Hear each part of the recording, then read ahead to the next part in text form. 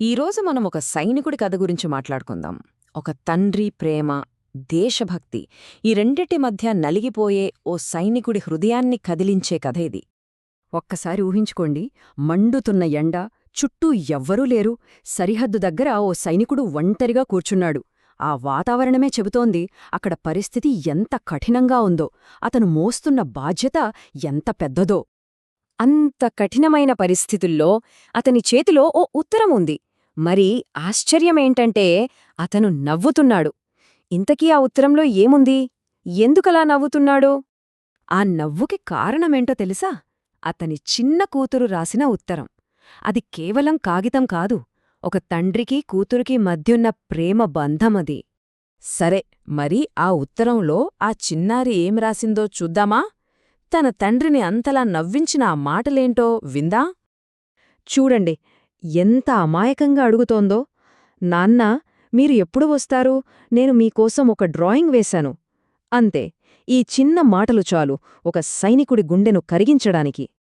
ఆ ఉత్తరం చదవగానే వచ్చిన ఆనందం ఒక క్షణం. కాని వెంటనే అతన్లో ఎన్నో భావాలు. ఆ నవ్వు వెనుక దాగి ఉన్న బాధ ఏంటో ఇప్పుడు చూద్దాం. ఆ పసిపాప రాసిన ప్రతి మాట అతని కళ్లల్లో నీళ్లు తెప్పించింది. తండ్రిగా తన కూతురు ఎదురుచూపులు అతని గుండెను పిండేశాయి. ఇక్కడే అసలైన సంఘర్షణ మొదలవుతుంది. ఒకవైపు దేశాన్ని కాపాడాలి, అది తన బాధ్యత. మరోవైపు ఇంటినుంచి కూతురు పిలుపు. ఈ రెండింటి మధ్య అతను ఎలా నలిగిపోతున్నాడో కదా. అతను ఉన్నది రెండు ప్రపంచాల్లో. కళ్ల ముందు చూస్తే ఎడారి, ఇసుక. కాని మనస్సులో చూస్తే కూతురి నవ్వు, భార్య మాటలు అన్నీ కళ్లముందే కదులుతున్నాయి.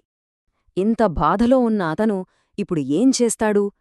ప్రేమ, బాధ్యత ఈ రెండింటిలో దేన్ని ఎంచుకుంటాడు? చూడండి, అతను చాలా నెమ్మదిగా, ఎంతో ప్రేమగా ఆ ఉత్తరాన్ని మడిచాడు. దాన్ని తీసి జాగ్రత్తగా తన గుండెల దగ్గర పెట్టుకున్నాడు. అంటే ఆ ఉత్తరం అతనికి ప్రాణంతో సమానం. అప్పుడు తనలో తానే ఇలా అనుకున్నాడు: వస్తానమ్మా, ఖచ్చితంగా వస్తాను. కాని దేశం సురక్షితంగా ఉందని తెలిసాకే. అది తనకు తాను ఇచ్చుకున్న మాట, తన కర్తవ్యానికి కట్టుబడి ఉంటానని చేసుకున్న ప్రమాణం. అంతే, తన బాధను, కన్నీళ్లను మనసులోనే దాచుకున్నాడు. తుపాకీ చేతపట్టాడు, మళ్లీ తన విధి నిర్వహణలోకి వెళ్ళిపోయాడు. ఇదే కదా అసలైన సైనికుడి సంకల్పమంటే. ఈ కథ ఒక్క సైనికుడిది మాత్రమే కాదు, దేశం కోసం పనిచేస్తున్న ప్రతి సైనికుడి త్యాగానికి ఇదొక ఉదాహరణ. వాళ్ల సేవ వెనుక ఉన్న ఒక గొప్ప సత్యాన్ని ఇప్పుడు చూద్దాం. అసలు ఇంతకంటే గొప్ప త్యాగం ఏముంటుంది చెప్పండి? ఏది అత్యున్నత త్యాగం? కొందరు తండ్రులు వాళ్ల ఇంటికోసం బ్రతుకుతారు, కాని మన సైనికులు మన దేశం కోసం బ్రతుకుతారు. వారి త్యాగానికి మనం ఎప్పటికీ రుణపడి ఉంటాం.